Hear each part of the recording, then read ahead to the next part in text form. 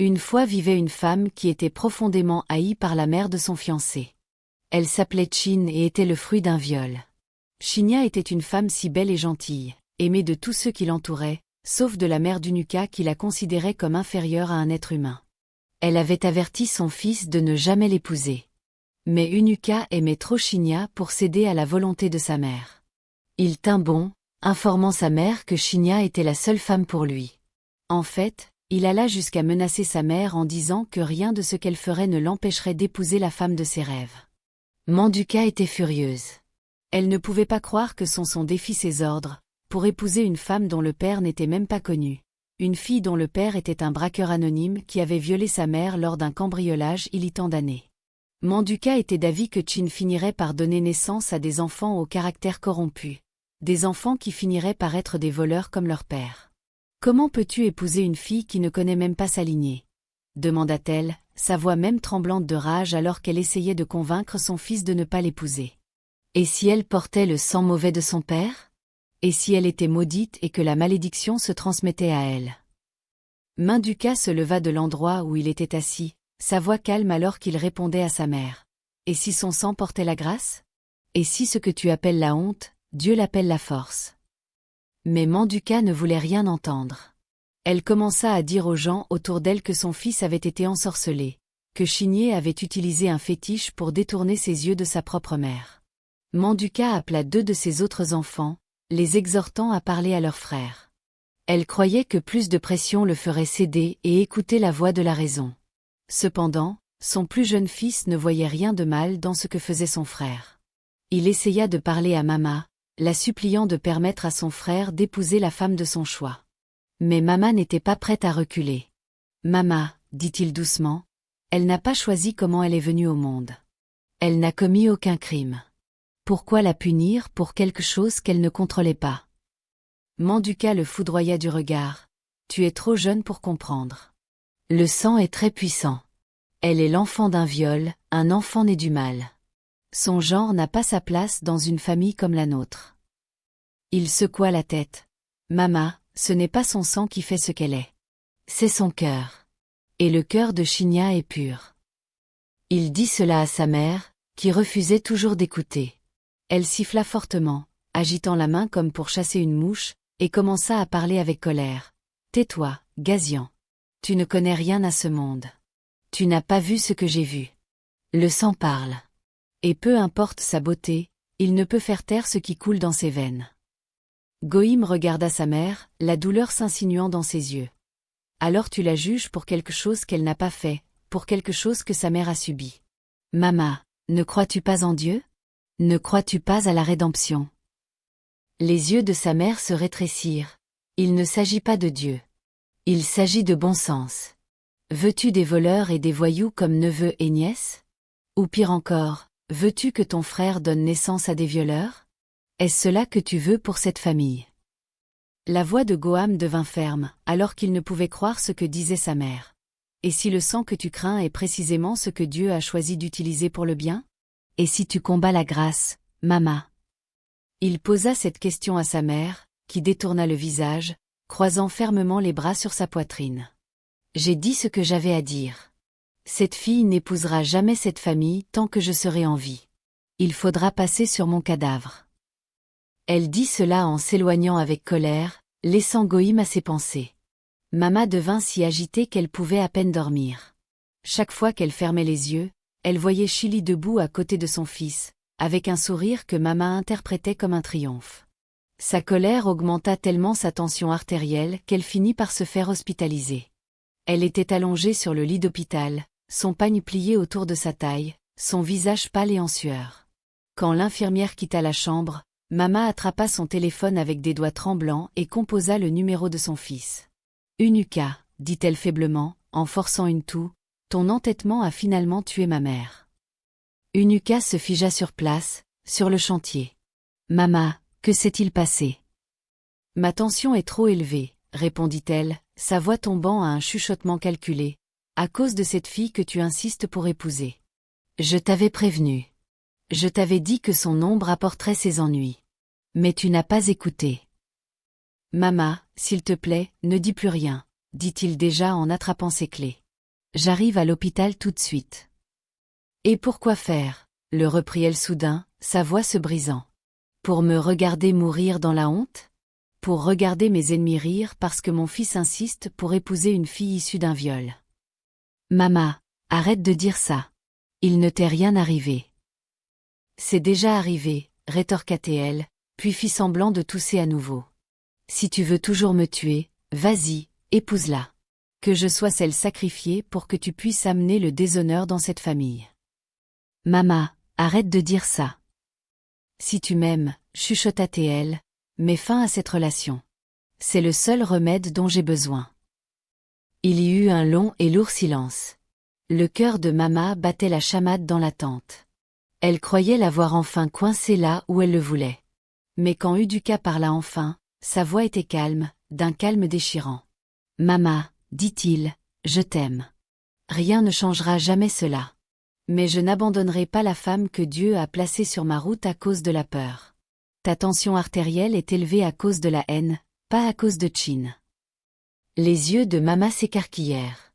Mama, poursuivit-il doucement, s'il te plaît, arrête de combattre la grâce que Dieu a placée devant toi.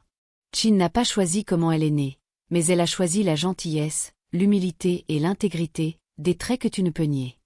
Et que tu bénisses cette union ou non, je l'épouserai. Tu n'oserais pas, cria Mama, oubliant de prétendre qu'elle était faible. Tu oses me parler ainsi alors que je suis à l'hôpital à cause de toi. Duka soupira. Je paierai tes factures, Mama. Je serai là pour toi, mais je ne laisserai pas ta haine décider de mon avenir. Pendant un moment, Mama ne dit rien. Sa bouche s'entr'ouvrit légèrement, ses yeux tremblants de frustration. Tu n'es plus mon fils, siffla-t-elle finalement. Le jour où tu l'épouseras, considère-moi comme morte. Elle dit cela à Duka, qui lui répondit que rien sur cette terre ne l'empêcherait d'épouser la femme qu'il aimait. Si c'est le prix à payer pour l'amour, alors qu'il en soit ainsi. Il dit cela avant de raccrocher, laissant sa mère sous le choc complet. Quelques minutes plus tard, sa sœur Jadéa arriva à l'hôpital voir leur mère, et Mama raconta comment Unuka avait choisi Chin plutôt qu'elle. Il s'en fichait même que je sois à l'hôpital. Il m'a simplement raccroché au nez. Je suis morte pour lui si je refuse d'accepter Chin dans sa famille. Mama dit cela alors que des larmes coulaient de ses yeux. Sa fille Anjka ne put contenir sa fureur. Elle rendit visite à Chin pour lui dire ses 4 vérités. Chin s'apprêtait à partir travailler quand Injadeka fit irruption dans la maison de son frère, le visage enflammé de rage. Chin, aboya-t-elle, sa voix tranchant le calme du matin comme une lame. Shinya ne pouvait croire ses yeux. Elle se retourna et la vit marchant vers elle, le feu dans les yeux. Inka, bonjour. J'espère que tout va bien, dit-elle doucement en lui adressant un sourire poli. Bonjideka n'était pas d'humeur. Ne t'avise pas de me saluer. Qu'est-ce qu'il y a de bon ce matin? Rétorqua Deka, avant de lui demander quel genre de femme désespérée elle était. Quel charme as-tu utilisé sur mon frère? Quel poison as-tu versé dans son cœur pour qu'il puisse maintenant regarder notre mère, notre propre mère, dans les yeux et te choisir plutôt qu'elle? Le sourire de Shinya disparut. Elle resta immobile, silencieuse, son cœur battant dans sa poitrine alors qu'elle comprenait la gravité de ce qui se passait. Inka ne cessait de crier. Toi, la fille d'un violeur. N'est-ce pas suffisant que tu sois même autorisée à marcher parmi des gens décents? Maintenant, tu veux entrer dans notre famille? Tu veux épouser mon frère et apporter ton sang maudit dans notre maison. Des larmes montèrent aux yeux de Chin, mais elle ne parla pas. Elle resta là, silencieuse, tandis qu'Inka continuait à cracher son venin. Je n'ai jamais vu ce genre de sorcellerie de ma vie, continua Inka, fumant de colère. Tu fais semblant d'être humble, mais il n'y a pas de fille comme toi. Tu veux porter notre nom et le souiller avec ta honte. Chin trouva finalement sa voix et commença à parler très calmement. Je n'ai pas choisi comment je suis née, Ingeka. Mais j'ai vécu chaque jour en essayant de marcher avec dignité. De la dignité, tu dis, ricana-t-elle. Penses-tu que la dignité efface le sang? Penses-tu que le mal de ton père a disparu parce que tu es poli? Le mal de mon père n'est pas mon identité, dit Chin tranquillement. Inka la regarda avec dégoût. Je suis peut-être le produit d'un acte violent, mais je ne suis pas une malédiction. Je ne suis pas sale, et je ne laisserai pas ta haine réécrire ma vie. Inca recula d'un pas, stupéfaite par la force tranquille dans la voix de Shinya. Tu peux m'insulter, poursuivit Shinya, et salir mon nom, mais ne prétends pas que tu le fais pour ton frère. Car Suka n'est pas un garçon. Il sait ce qu'il veut, et je ne l'ai jamais forcé à être avec moi. Il m'aime, et je l'aime aussi. Pourquoi ne nous laissez-vous pas vivre en paix? Shinya dit cela à Inca, qui resta là, silencieuse, son cœur battant de colère alors qu'elle regardait Shinya s'éloigner, les yeux remplis de larmes alors qu'elle se précipitait au travail. Inca resta figé à l'entrée, le poids des mots de Shinya s'abattant sur elle comme de la poussière. La rage grondait sous sa peau, mais même elle savait qu'elle avait dépassé les bornes. Elle se retourna et partit en trombe, ses tongs claquant fort sur le sol tandis qu'elle marmonnait pour elle-même. Mais ce qu'elle ignorait, c'est que son voisin avait tout vu, et en quelques heures, la nouvelle était parvenue à Unuka. Ce soir-là, Unuka rentra chez lui et trouva Chin en larmes, la tête dans les mains, ses pleurs coulant librement. Il s'agenouilla près d'elle, posant doucement une main sur son dos, et s'excusa pour ce qu'avait fait sa sœur. « J'ai appris ce qu'Ingeka a fait. Je suis tellement désolé, dit-il calmement. Shinya s'essuya le visage mais ne croisa toujours pas son regard. Je ne voulais pas te le dire, Duka. Je ne voulais pas me mettre encore entre toi et ta famille. Tu n'es pas le problème, dit Muka avec fermeté. Ils le sont. Et j'en ai assez de les voir manquer de respect à la femme que j'aime. Chin leva les yeux, rougit. Ta mère est à l'hôpital. Ta sœur est en colère. Peut-être serait-il mieux que je m'en aille. Il prit doucement son visage. Ne dis jamais ça. Tu n'as rien fait de mal. La seule chose que tu aies jamais faite est de m'aimer silencieusement, doucement, patiemment. S'ils ne peuvent pas voir cela, c'est leur problème. Mais moi, je te vois, Chin. Et je t'aime plus que tout. Des larmes emplirent à nouveau ses yeux alors qu'Unuka lui déclarait son amour. Il l'assura que rien sur la face de la terre ne pourrait jamais s'interposer entre l'amour qu'ils partageaient. Nous nous marierons bientôt, dit Unuka avec conviction en essuyant ses larmes. Et même les portes de l'enfer ne l'arrêteront pas. Tu n'es pas une erreur, Chin. Tu es la bénédiction pour laquelle j'ai prié, la paix que je ne pensais jamais trouver. Chin sanglota, non plus de douleur cette fois, mais à cause de la chaleur écrasante d'être vraiment vu et aimé. Je ne veux pas me mettre entre toi et ta famille, Unuka, chuchota-t-elle. Unuka l'assura que ce n'était pas le cas. Tu ne le haises pas, répondit-il. S'ils choisissent la haine plutôt que l'amour, c'est leur croix à porter, pas la nôtre. Le lendemain matin, Induka se rendit directement chez Inca. Elle s'occupait de ses clients en ligne quand il arriva chez elle. « Bonjour, frère », dit-elle avec prudence. Alors qu'Unuka entrait chez elle, il ne répondit pas à son salut. Il la regarda, les yeux brûlants de rage, et demanda à sa sœur ce qui lui avait donné le culot d'aller chez lui et de l'humilier comme elle l'avait fait. Inca laissa tomber son téléphone, le visage déformé par la surprise, et commença à parler. « Alors elle m'a dénoncé à toi. Je savais qu'elle allait tout déformer et me faire passer pour la méchante. » Elle dit cela à Unuka, qui la coupa et commença à parler. Elle n'a pas eu à dire un mot. Un voisin a tout vu et me l'a dit. Le visage d'Inca se crispa. Alors maintenant, tu veux aussi te battre contre moi à cause de cette femme. Je ne suis pas là pour me battre, dit-il, la voix basse et ferme. Je suis là pour t'avertir. Si jamais tu t'approches encore de Chat pour l'insulter ou la harceler, toi et moi n'aurons plus aucune relation, absolument aucune. Unuka, je ne peux pas te croire. Mama est à l'hôpital et tu es là à défendre celle qui l'a mise là. Unuka leva la main, la faisant taire, ne l'appelle plus celle. Elle s'appelle Chin. Alors dis son nom avec respect. Inca ricana, du respect pour une fille dont le père violait des femmes. Je me fiche de savoir qui est son père, cria Induka, la voix forte. J'en ai assez d'entendre ça. Elle n'est pas son père. Elle n'est pas la douleur de sa mère. Elle est sa propre personne. Et elle vaut mieux que n'importe lequel d'entre nous. La bouche d'Inca s'ouvrit, stupéfaite. Tu es allé chez moi pour l'insulter, continua-t-il, respirant plus fort. Tu l'as traité de tous les noms. Tu l'as humilié dans ma propre maison. Sois clair, si jamais tu parles encore à Chin comme ça, je couperai tout lien avec toi. Tu me menaces, demanda Inca, la voix tremblante en regardant son frère. « Je t'avertis, dit Induka. Je t'aime comme ma sœur, mais mon amour pour toi ne passe pas avant ma responsabilité de protéger ma femme, la femme avec laquelle j'ai choisi de bâtir une vie. Une insulte envers elle est une insulte envers moi. Alors choisis bien tes prochaines actions. » Il dit cela en se retournant et en s'éloignant, la laissant de pierre, son orgueil blessé alors qu'elle réfléchissait à ce qu'elle devait faire. Ngedeka n'avait jamais vu son frère aussi passionné par quelqu'un de toute sa vie. Elle voyait le sérieux avec lequel il la défendait et savait que tout faux pas détruirait leur relation. Jadika décida à cet instant d'aller s'excuser auprès de Chin. Elle arriva chez Shina ce soir-là, et Shinya ne pouvait croire ses yeux.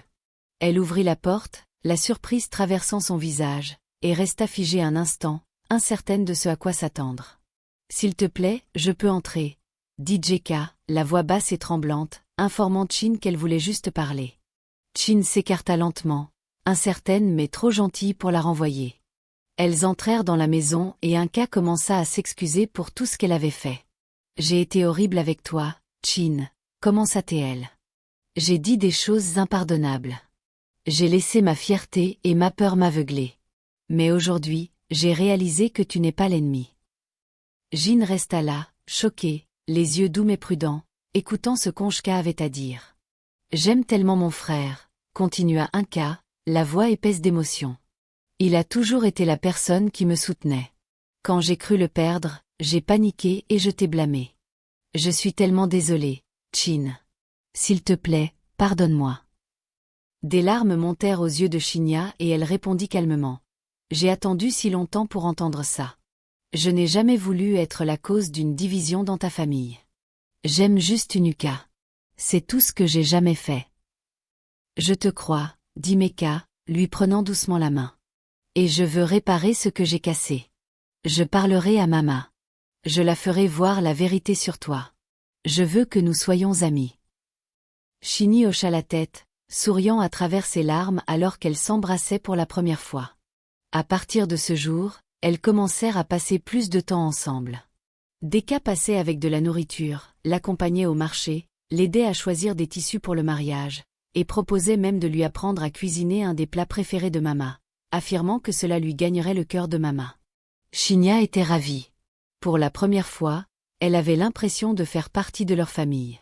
Elle riait, prenait des selfies, partageait des souvenirs d'enfance, et Shinya ne pouvait s'empêcher de remercier Unuka pour la magie qu'il avait opérée sur sa sœur. Utilisant l'influence qu'elle avait sur leur mère, Inka commença à faire des choses subtiles pour que sa mère apprécie Chin. Elle invita chez sa mère et l'aida à préparer le plat préféré de sa mère. Elle conseilla aussi à son frère Anduka d'acheter plusieurs cadeaux pour leur mère en prétendant qu'ils venaient de Chin. Elle fit tout pour changer le cœur de Mama envers Chin. Mais tout ce qu'elle fit échoua, Mama restant intraitable. Elle essaya de faire voir à Mama la femme gentille et merveilleuse qu'était Shinya. Mais Mama décida de rester aveugle. Elle avertit Ina de rester à l'écart, prétendant que son association avec Shina lui attirerait un jour des ennuis. Des semaines passèrent et Shinya décida de faire une surprise à Unuka pour son anniversaire.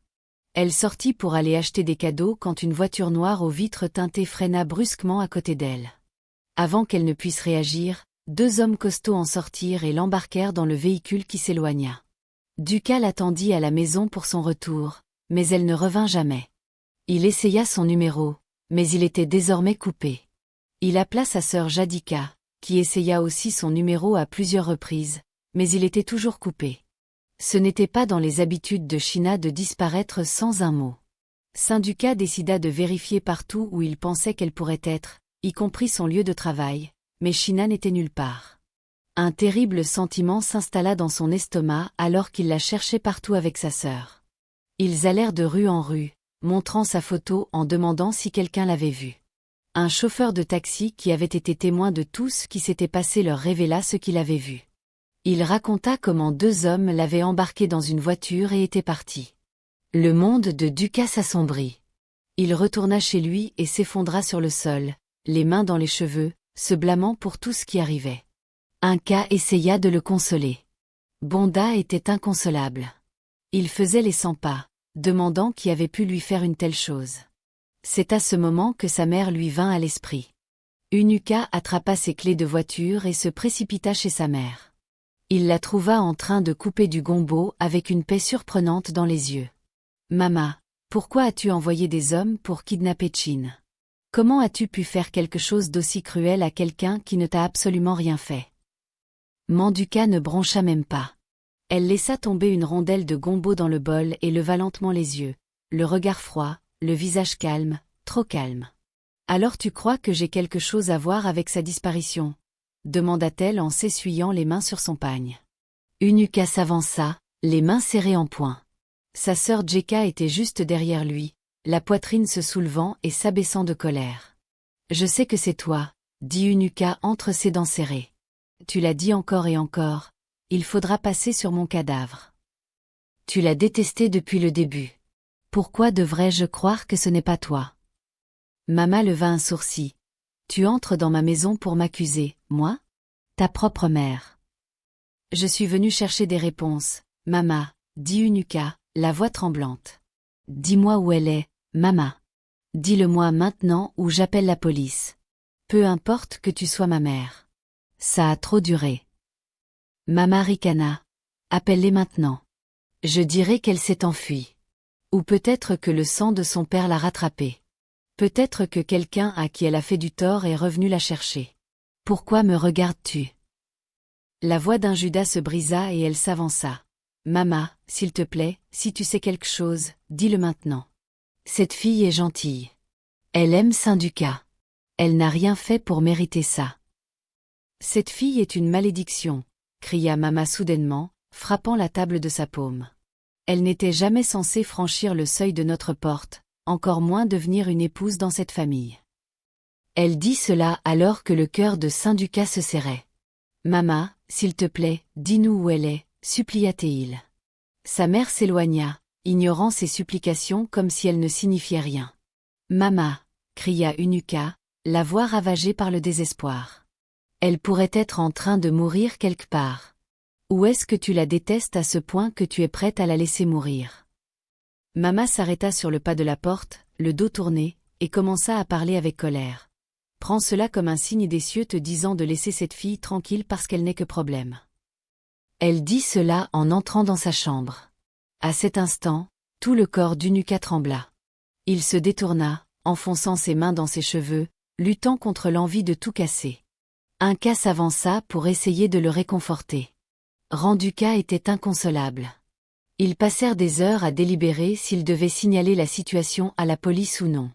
Quand Inka reçut un appel, elle demanda la permission à son frère d'aller rapidement déposer un article pour un client qui l'attendait. À cet instant, elle quitta précipitamment la maison. Elle promit de revenir rapidement. Alors qu'Unuka était assis là, seul et désespéré, il continuait à appeler le numéro de Shinya. Il appela encore et encore, jusqu'à ce que la ligne se mit soudain à sonner. Unuka fut ravie et pria pour qu'elle décroche. Au 4e signal, une voix se fit entendre à l'autre bout du téléphone. C'était Chin, qui lui dit où venir la chercher. Il partit comme le vent. Il arriva dans la rue et vit Chin debout là, impuissante, des larmes coulant sur ses joues. Ils montèrent dans la voiture et Chin raconta comment des hommes l'avaient appréhendée dans la rue. Elle n'avait aucune idée de qui ils étaient ou pourquoi ils avaient fait cela. Unuka était si reconnaissant de la revoir. Son esprit avait déjà imaginé le pire alors qu'il était assis là, tremblant. Ils arrivèrent chez eux quelques minutes plus tard alors qu'Unuka recevait un SMS qui lui glaça le sang. C'était une vidéo de sa sœur Jeka en train d'avouer le kidnapping. Unuka ne pouvait croire ses yeux. Il pensait que sa sœur aimait Chili, sans savoir que c'était un complot. Elle avait payé les hommes pour kidnapper Sheila et la violer afin qu'ils envoient la vidéo à Nanduka, croyant que cela le ferait la quitter pour de bon. Ce qu'elle ignorait, c'est que le chef du groupe reconnut Shinya comme la fille d'une femme qui l'avait aidé quand il était au plus bas. Il ne put se résoudre à lui faire du mal. Il décida donc de rendre à Judica la monnaie de sa pièce avec ce qu'elle leur avait demandé de faire à Chin. Il l'appela donc et prétendit que sa présence était urgemment nécessaire. Judica, ignorant ses plans, se précipita à l'adresse où elle fut appréhendée et forcée d'avouer tout ce qu'elle avait fait. Les hommes finirent par la violer pour lui donner une grande leçon. Ils envoyèrent les vidéos à sa mère, qui ne pouvait croire ce qui était arrivé à sa propre fille. La même chose dont elle s'était moquée au sujet de Chin venait de frapper sa propre fille, par les mêmes hommes que sa fille avait payés. La vérité bouleversa leur foyer. Asunuka ne pouvait croire à quel point sa sœur était vile. Il finit par épouser Chin, qui se révéla être la meilleure chose qui lui soit jamais arrivée. Sa sœur passa ses années dans le regret, ne pouvant croire comment la vie lui avait servi la même douleur qu'elle avait autrefois infligée à une autre. La leçon à tirer de cette histoire est que ce que l'on sème, on le récolte. La vie a une façon d'humilier les orgueilleux et d'exposer le mal caché de la manière la plus douloureuse. Personne ne choisit comment il naît, mais chacun a le pouvoir de choisir qui il devient.